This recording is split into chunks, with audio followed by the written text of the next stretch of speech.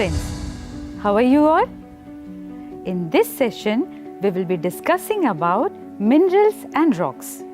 This is the 7th and the last part of the series of geography programs called Earth's Processes. In the previous sessions, you learnt about origin of the Earth, interior of the Earth, origin of atmosphere, plate tectonics, earthquakes and volcanoes. You must have got surprised to see me, right? Can you guess? Where am I? I am in the shop to purchase few slabs of marbles for my kitchen. Marbles are rocks that are hard with shiny surface and come in various colors. I'm thinking of purchasing a black one. Friends, have you ever pondered on the point that our body is made up of so many cells? You must have read about this in your science textbooks in the previous classes. Similar to that, our Earth as a planet is composed of various kinds of elements. But where are these elements present? These elements are in solid form in the outer layer of the Earth and in hot and molten form in the interior. You must be thinking, what are these elements that our Earth is made up of?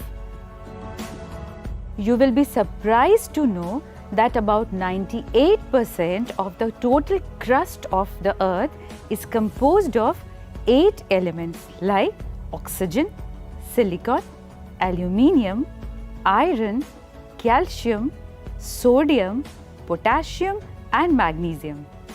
The rest of the 2% crust is constituted by elements like titanium, hydrogen, phosphorus, manganese, sulfur, carbon, nickel and other elements. You know, these elements in the Earth's crust are rarely found exclusively, but are usually combined with other elements to make various substances. These substances are recognized as minerals. So, in precise terms, a mineral is a naturally occurring organic and inorganic substance having an orderly atomic structure and a definite chemical composition and physical properties. A mineral is composed of 2 or more elements, but sometimes single element minerals like sulfur, copper, silver, gold, graphite, etc. are found. Though the number of elements making up the lithosphere is limited, they are combined in many different ways to make up varieties of minerals. You will be surprised to know that there are at least 2,000 minerals that have been named and identified on the Earth's crust.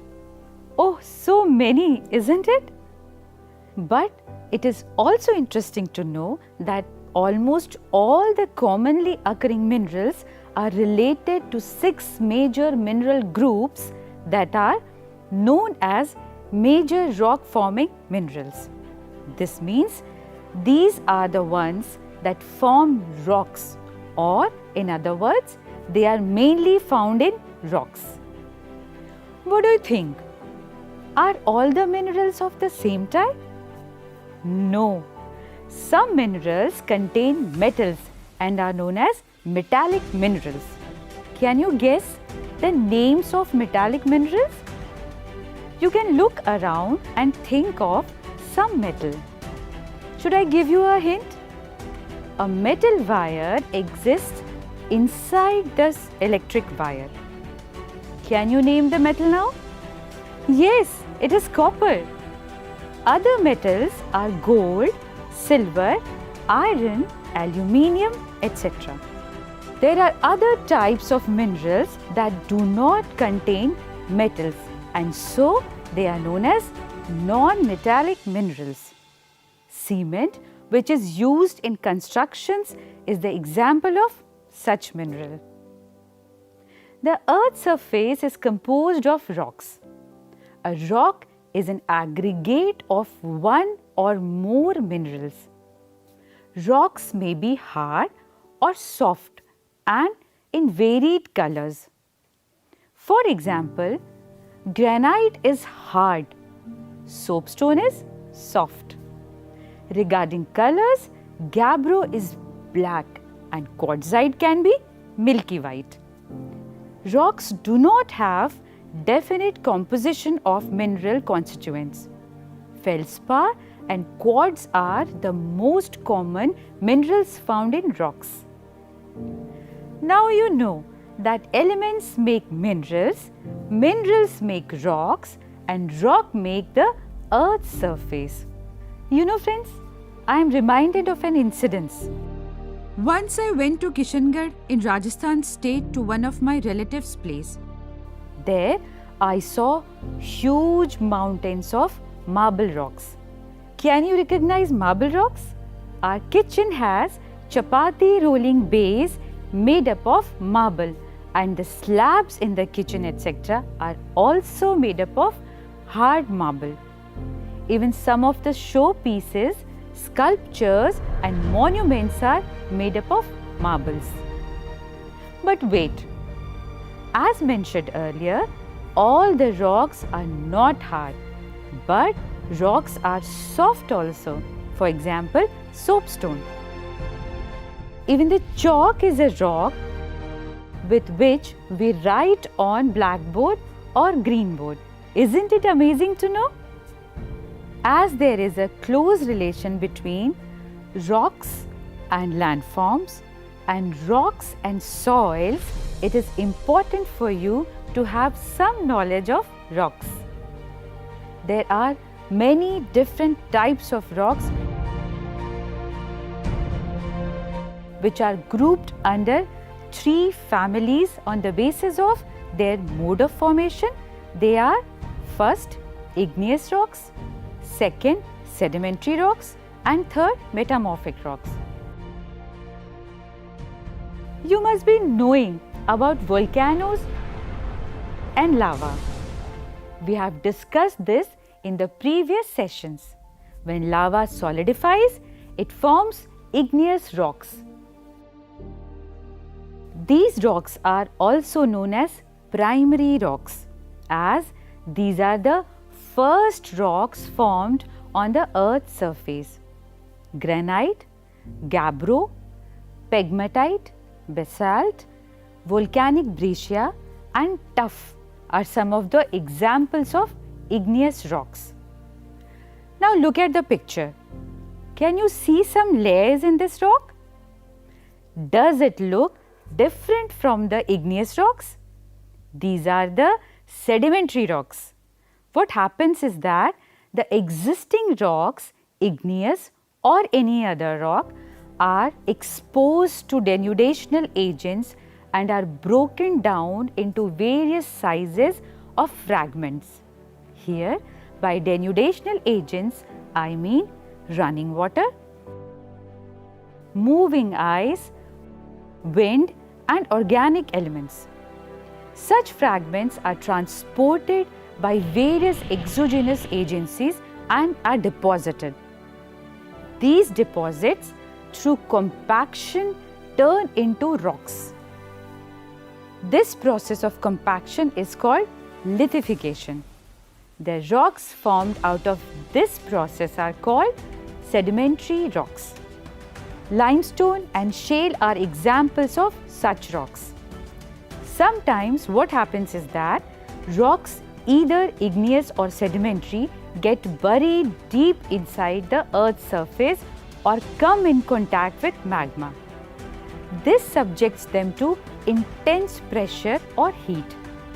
Due to this, the existing rocks change in composition, volume or form. This process is known as metamorphism. Rocks like granite, slate, etc. are examples of such rocks. Friends, As the living organisms have life cycles, rocks also go through a cycle. They do not remain in their original form for long. Igneous and metamorphic rocks, when denuded, can become sedimentary rocks. Sedimentary rocks, when subjected to intense heat and pressure, can become metamorphic rocks. And sedimentary rocks and metamorphic rocks can melt to form magma and then can become igneous rocks after solidification. In this manner, rocks change from one to another type. So in this session, you got to know that the Earth's surface is made up of rocks and rocks are made up of minerals. Various types of rocks and how they are formed were discussed. You also learnt about the rock cycle. I will tell you an interesting activity to perform. Try collecting rocks and pebbles around you. Group them according to their color and texture and try finding out the minerals that they are made up of. Later, you can paint them to make paperweights or decorative items. Let me now check whether you have understood what we discussed today with the help of few questions.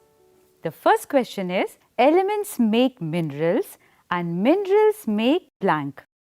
Fill in the blank. The second question is, there are 3 types of rocks. Choose the correct option. The first option is igneous, limestone and soapstone. The second option is igneous, sedimentary and metamorphic. The third option is metallic, non-metallic and metamorphic. Third question is, igneous rocks are formed by the process of blank. Sedimentary rocks are formed by the process of blank. And metamorphic rocks are formed by the process of blank. Fill in the blanks with suitable terminologies. Friends, this is the last program of the series of geography programs, Earth's Processes. I hope you must have understood the concepts discussed in the series and must have enjoyed watching the videos as well. Try reading more about all the topics we discussed for enhancing your understanding of the same. Thank you. Bye.